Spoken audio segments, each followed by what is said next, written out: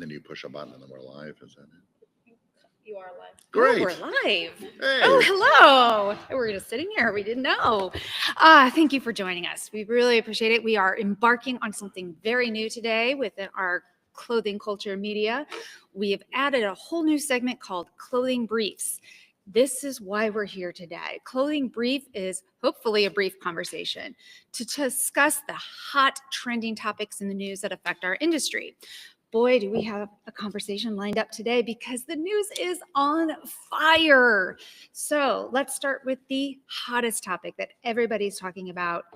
Trade agreements, tariffs, all that. Tariffs. Yes, all that good stuff. Hey, people stand on both sides of this equation. We've had a lot of very interesting conversations with those with American manufacturers that are looking forward to seeing balanced trade, giving them an opportunity to export product. And then, you know, we as an American production system only really produce about 1% of the world's apparel. So there is a lot of importers that are dealing with a lot of pain due to some of these tariffs. And that's causing challenge. One of the interesting notes, being topical for this kind of brief little download, is that, you know, we got to give Modi out of India a lot of credit. He's being very, very proactive, knowing that perhaps April 2nd, there will be an additional conversation about reciprocal tariffs, meaning whatever countries are levying in terms of tariffs against the U.S. on imports of particular goods. That will be the amount that we're levying on imports from foreign countries into the U.S. Today, tariffs on apparel, speaking about our specific categories into India, are about 10%. So they're actually lower than the duties and tariffs that we're charging India to bring into the U.S. today. They're not protecting a lot of business. We're not shipping a lot of apparel to India. There's some brands, but it is already low. But very strategically, Modi and his team are having dialogues with the U.S. about actually eliminating tariffs into India completely on apparel, making it a 0% tariff, hoping that in the reciprocal discussion that there will be zero duties and tariffs coming into the U.S. That will open India really wide for strong growth as China deals with the repercussions of now 3 layers of penalty tariffs on top of existing duties and taxes. And I think that's a shrewd move. So today, that's a really important conversation that we're going to follow up on future dialogues.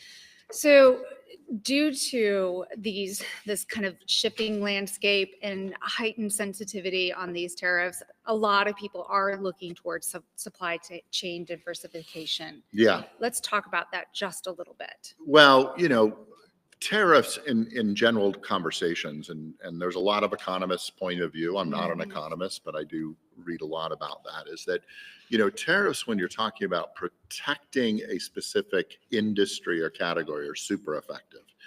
Tariffs traditionally in terms of penalty tariffs that increase costs, according to many economists, aren't super effective. And the end result is the American consumer pays more because those tariffs are passed on to consumers. But there is this ongoing conversation as tariffs continue to rise in China, is that, you know, consumers are looking to diversify their production base.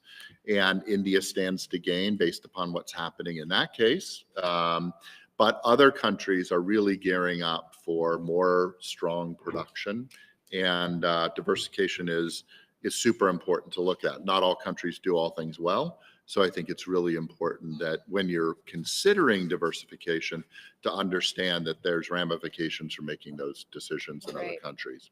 You know what we're going to do? We're going to diversify this conversation really quickly because we're live. Things aren't perfect. Yeah. You might hear some whimpering in the background. That is because our dog off the set is acting up a little bit. So I'm going to move him, and we are going to move on to sustainability initiatives.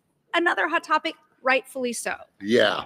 Sustainability actually is occurring all over the world. You know, we're taking a different conversation about sustainability in the U.S. currently, but it doesn't mean that, you know, it's not an important subject. It Mhm. really is real. We're going through resources at an unprecedented rate. And I think it's really important to understand that there are technologies that exist out there. We've just had a couple conversations on our podcast that are really going to be game changers for Mhm. sustainability. And one of those, again, is Ciclo. We really believe that that's, as I've said repeatedly, the holy grail Yes. for poly and nylon. So we're excited about that. Companies like Epic Biodesign, they're securing significant funding to scale biorecycling. There's a lot of initiatives going on, and I think it's something that we need to keep our finger on and continue to watch. Yeah, and I this is something to be subscribing to our main podcast platform, Clothing Culture, because we are constantly exploring the latest technologies in this space and innovations, and highlighting some of the things that you can do to support more sustainable practices. Something else that we're hearing almost in daily conversations is AI, and there's been some new spotlights with regards to AI in logistics. Yeah, we live in a complex time, and logistics is no exception to that. However, AI is finding its way into increasing efficiency in our supply chain. There's a lot of systems out there, even all the way down to last mile.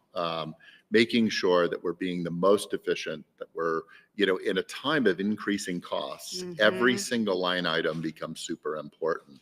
And managing all those things can be challenging. The benefit that you have of AI is that it can be constantly learning and looking at all of the different trade routes, all the different pressure points, and analyzing all the different elements to ensure that it's streamlining and making it real efficient and reducing costs. So there's a lot of exciting things happening in that. That also is supportive of that sustainability conversation, because the more efficient you are with delivery, that will help to reduce the carbon footprint Certainly. of delivery. So there's Yeah. a lot of great benefits there. Yeah. So the last piece I think we want to cover in this clothing brief today is kind of that fun fashion side, the reason so many of us got into this business, right?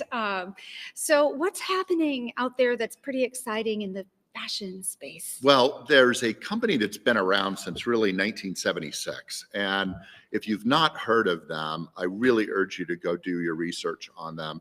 It's an exciting Japanese brand called Beams. Beams started in Japan to supply the Japanese with American fashion when it didn't really exist in the late 70s, early 80s. And it evolved to creating its own collections. And the evolution of those collections is really astounding, very elevated. It is a blend between American fashion and Asian, Japanese fashion. Oh, wow. It has created multiple categories of product that are really interesting and exciting. And they started with a pop-up store in New York, and now they have a pop-up store in Los Angeles. It just opened a few days ago. It's going to run through like mid-April. And they're opening and launching an e-commerce site in the US. And I urge you all to go out and look at it. There's some really great fashion. They really have unique takes that have influenced our industry in a number of different ways. And that's an exciting new bit of information in the fashion side. That's not the only Japanese brand that's made the news in this last week. I saw some incredible stories about Diesel, of course, kind of coming back onto the main scene and having a wonderful sustainability initiative.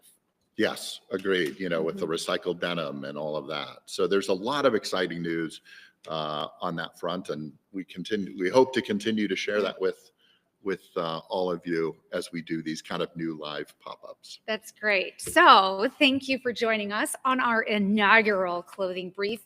We did just what we said we would. We kept it brief. Which is a big thing for me. It is. I know. Yeah. We like to talk. So thank you for joining us. We're going to be here every week at noon Central Time to bring you the spotlights in the news and insights in how it's going to affect our industry. If you have questions or topics you would like us to cover in next week's brief, please reach out. And don't forget to subscribe to our podcast, Clothing Culture, so that you can stay apprised of upcoming conversations.